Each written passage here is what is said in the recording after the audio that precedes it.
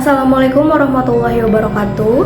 Saya Firda Irdiani Salpa, mahasiswi PGSD semester 3 Universitas Primagraha, kelas RA2. Saya akan membahas sejarah tentang Bendungan Lama Pamarayan.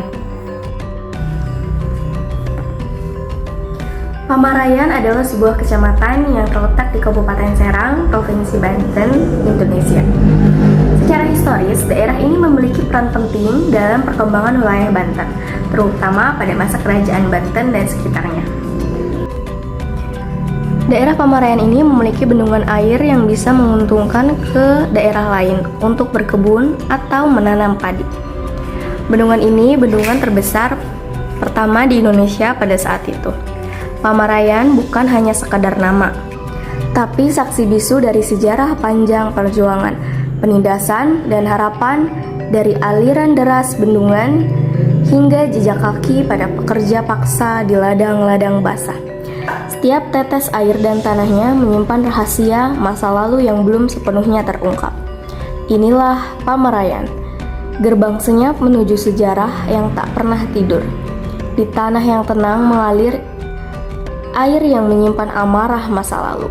Pamarayan sebuah nama yang tak sering disebut, tapi diam-diam ia memikul warisan yang berada dua kekuasaan kerajaan pada penjajahan. Dulu tanah ini adalah bagian dari wilayah sakral kerajaan Banten. Disinilah air menjadi kehidupan dan juga senjata. Ladang tumbuh, sawah subur karena alirannya dikendalikan dari satu bangunan raksasa, Bendungan Pamarayan. Namun, sejarah tak hanya tentang kejayaan tahun 1905, pemerintah kolonial Belanda memulai proyek raksasa bukan untuk rakyat tapi untuk kuasa. Sampai 2025 bangunan ini selesai. Selama 20 tahun, 300.000 tenaga kerja dari tanah Banten diperas tenaganya. Mereka dipaksa membangun monster beton raksasa dengan tangan kosong, di bawah cambuk dan ancaman, tanpa makan yang layak, tanpa hak untuk bertanya. 5 juta golden, biaya yang saat itu setara dengan triliunan rupiah, sebuah proyek ambisius dengan desain megah, tapi dibangun di atas penderitaan. Pada abad ke-17, petani bersorban, bajak kayu dan pasukan kerajaan diawasi oleh tentara Belanda. Tapi air selalu menyimpan rahasia dan sejarah selalu punya bagian kelamnya. Namun, di balik suara gemercik itu, terdengar pula gema langkah kaki berada di abad lampau.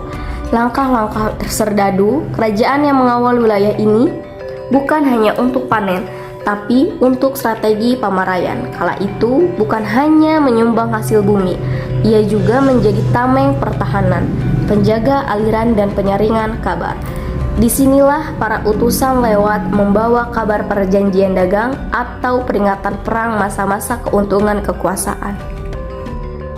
Hingga pada tahun 1997, bendungan ini tidak lagi beroperasi kembali. Itu karena faktor bangunan yang sudah mulai usang dan perlu banyak renovasi, yang akhirnya bendungan baru pun dibuat. Walaupun bendungan Pamarayan ini tidak lagi beroperasi, namun bangunannya masih utuh dan terjaga. Kisahnya pun masih sering diceritakan dan tentunya nilai sejarahnya yang tak akan pernah dilupakan.